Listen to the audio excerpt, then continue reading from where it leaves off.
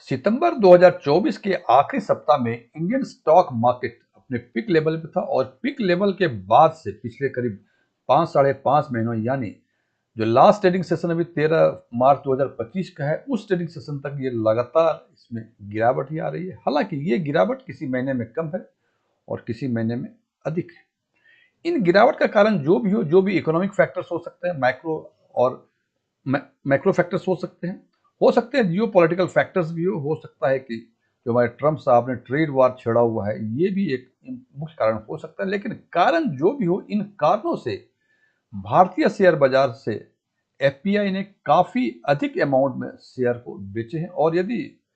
उस एफपीआई यानी foreign portfolio investors के आउटफ्लो या इनफ्लो यानी उनके मूवमेंट की पिछले 6 महीने की बातें करें, तो हम देखते हैं कि सितंबर 2024 में जब मार्केट अपने पिक लेवल पर लास्ट वीक में पहुंच गया था, तो इनका नेट इनफ्लो 57,369 करोड़ का था। लेकिन उसके बाद से लगातार अक्टूबर से लेके लास्ट ट्रेडिंग सेशन यानी 13 मार्च 2025 तक इसमें लगातार नेट आउटफ्लो ही हुआ और अक्टूबर 2024 में नेट आउटफ्लो 94,017 करोड़ था। नवंबर में ये आउटफ्लो करीब 22,000 करोड़ था। ये आउटफ्लो का मतलब नेट आउटफ्लो है जनाब। दिसंबर 2024 में ये 20,071 करोड़ था। जनवरी 2025 में ये फिर बढ़ के 78,027 करोड़ हो गया और फरवरी 2025 में ये थोड़ा सा कम हुआ 34,514 करोड़ और 13 मार्च 2025 तक मार्च महीने में ये 30,015 करोड़ के आसपास का इनका नेट आउटफ्लो हुआ है। और यदि हम बातें करें अक्टूबर 2024 से लेके यदि 13 मार्च 2025 तक टोटल नेट आउटफ्लो 2,78,704 करोड़ है। और यदि इस कैलेंडर ईयर यानी जनवरी 2025 से 13 मार्च 2025 तक की बातें करें तो ये नेट आउटफ्लो 1,42,616 करोड़ है।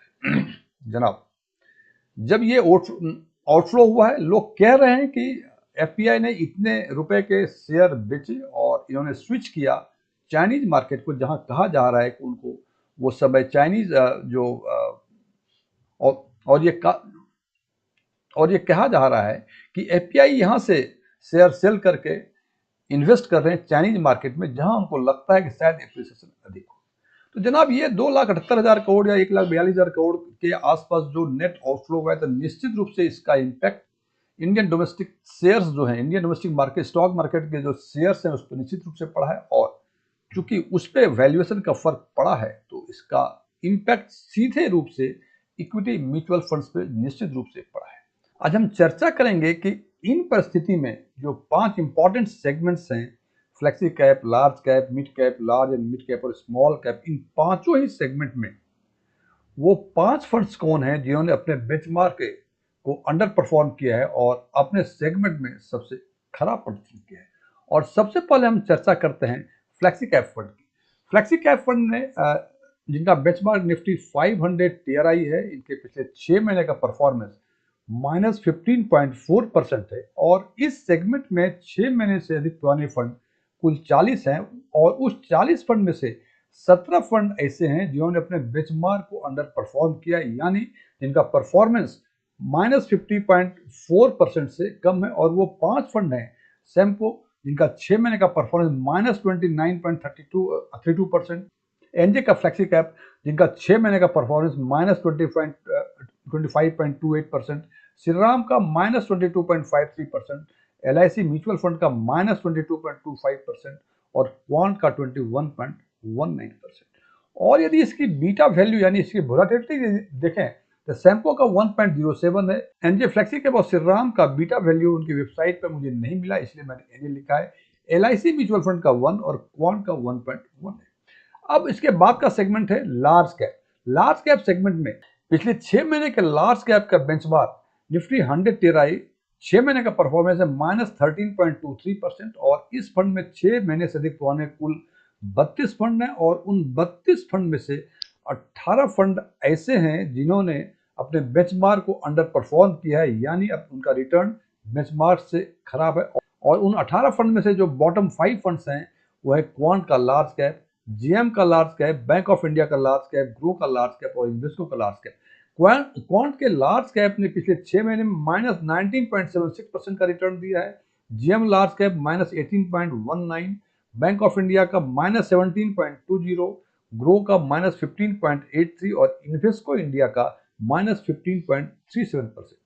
यदि इनकी वोलाटिलिटी, बिकॉज ये रिटर्न जो है 6 महीने का, इट इज शॉर्ट टर्म, यदि इनकी वोलाटिलिटी भी साथ में देखें तो हम देखते हैं कि क्वांट और जेएम लार्ज कैप का बीटा वैल्यू हमें नहीं मिल सका। बैंक ऑफ इंडिया का 1.05, ग्रो का भी नहीं मिल सका, और इन्वेस्को इंडिया का 1.01 है इनका बीटा वैल्यू। अब यदि तीसरा सेगमेंट मिड कैप सेगमेंट देखें तो मिड कैप सेगमेंट ने पिछले 6 महीने का इनका बेंचमार्क जो कि निफ्टी 150 टीआरआई है, निफ्टी मिड कैप 150 टीआरआई है, इनका 6 महीने का परफॉर्मेंस -19.6% है। और इस सेगमेंट में आज के दिन में 6 महीने से अधिक पुराने फंड कुल 30 हैं, और उन 30 फंड में से 13 फंड ऐसे हैं जिन्होंने अपने बेंचमार्क यानी निफ्टी मिड कैप 150 टीआरआई को अंडर परफॉर्म किया है। कुल 13 फंड हैं, और उन 13 फंड में से बॉटम 5 जो हैं मिरे एसेट, जिन्होंने पिछले 6 महीने -21.47 का रिटर्न दिया है, क्वांट ने -21.93, यूटीआई ने 21.95, एचएसबीसी ने 22.55 और टॉरस मिड कैप ने 22.91% का रिटर्न दिया है। और इनकी यदि वोलाटिलिटी देखें जो कि बीटा वैल्यू से हमें दिखता है, तो मिरे एसेट का 0.96, क्वांट का 0.99, यूटीआई का 0.93 और एचएसबीसी का भी 0.93, और टॉरस मिड कैप का हमें बीटा वैल्यू नहीं मिला वेबसाइट पे, इसलिए मैंने इसको यहाँ नहीं दिया है। चौथा सेगमेंट है large and mid cap segment. इस सेगमेंट ने पिछले 6 महीने में परफॉर्मेंस है इनका -16.14%, और इनका जो बेंचमार्क है वो large and mid cap 150 TRI है।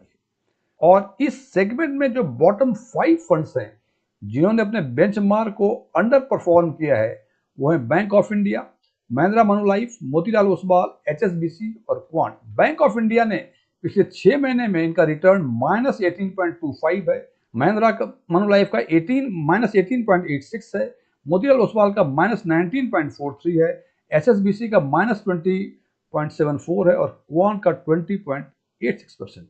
और यदि इसकी वोलाटिलिटी जो कि बीटा वैल्यू से मिलता है, देखें बैंक ऑफ इंडिया का 1.02, महिंद्रा मनुलाइफ का 0.9, मोतीलाल ओसवाल का 1.04, एचएसबीसी का 0.7 और क्वांट का 1.13 है। अब पांचवा सेगमेंट, लास्ट सेगमेंट जो स्मॉल कैप सेगमेंट है, स्मॉल कैप सेगमेंट ने पिछले 6 महीने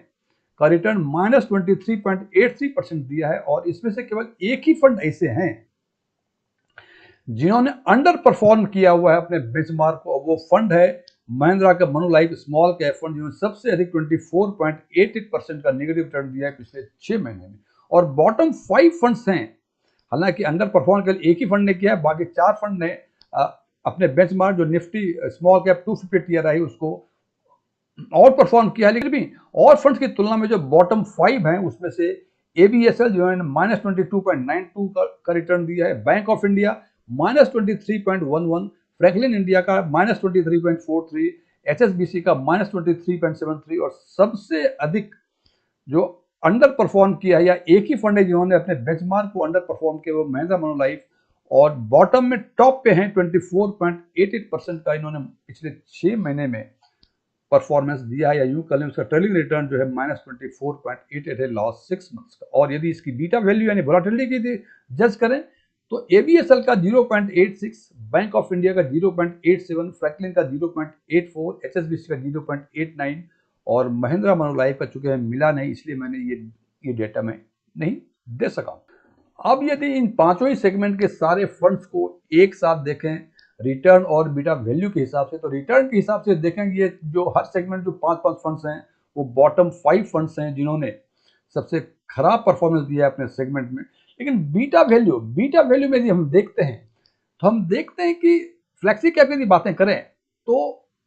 सैमको और क्वांट और एलआईसी म्यूचुअल फंड, ये 3 फंड ऐसे हैं जो बीटा वैल्यू के हिसाब से भी बॉटम 5 में है। इसलिए हम ये कंक्लूड कर सकते हैं फ्लेक्सी कैप में कि सैमको, एलआईसी म्यूचुअल फंड और क्वांट, ये तीनों ही फंड रिटर्न के लिहाज से बॉटम 5 में आते हैं और बीटा वैल्यू के हिसाब से भी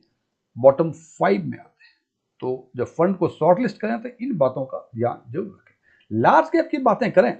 तो जो बॉटम 5 फंड्स हैं रिटर्न के लिहाज से, उन 5 फंड्स में से बैंक ऑफ इंडिया और इन्वेस्को बीटा वैल्यू यानी वोलेटिलिटी के हिसाब से भी बॉटम 5 में है। इसलिए जब लार्ज कैप में आपको इन्वेस्टमेंट करना हो तो इन बातों का ध्यान रखें कि बैंक ऑफ इंडिया बॉटम 5 में रिटर्न के लिहाज से भी और बीटा वैल्यू के लिहाज से भी बैंक ऑफ इंडिया और इन्वेस्को।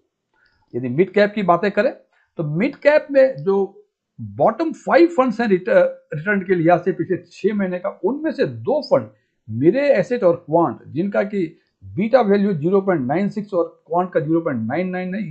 ये 2 फंड बीटा के लिहाज से भी बॉटम 5 में है और रिटर्न के लिहाज से बॉटम 5 में है। तो ध्यान रखें, यदि मिड कैप फंड में यदि आपको फंड को शॉर्टलिस्ट करना है तो इन चीज़ों का ख्याल जरूर रखें। लार्ज और मिड कैप में 3 फंड है, बॉटम 5 फंड जो रिटर्न के लिहाज से, उसमें से 3 फंड बैंक ऑफ इंडिया का 1.02 बीटा वैल्यू, मोतीलाल ओसवाल का 1.04 और क्वांट का 1.13, ये तीनों ही फंड जो है ये अधिक खतरनाक दिख रहे हैं large and mid cap segment में। और यदि स्मॉल कैप सेगमेंट की बातें करें तो जो बॉटम 5 फंड है, उन बॉटम 5 फंड में से एक फंड जो एचएसबीसी है, केवल वही है बीटा के लिहाज से टॉप 5 नहीं, आई मीन बॉटम 5 में एक ही फंड है एचएसबीसी जिनका कि बीटा वैल्यू 0.89 है। तो जनाब इन पांचों सेगमेंट में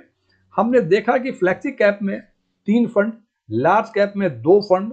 मिड कैप में 2 fund, large and mid cap में 3 फंड और स्मॉल कैप में एक फंड ऐसा है जो कि रिटर्न 6 महीने के रिटर्न के लिहाज से भी और बीटा वैल्यू के लिहाज से भी बॉटम 5 में है। इन सारे डेटा को एक साथ देखने से एक बहुत ही इंटरेस्टिंग फैक्ट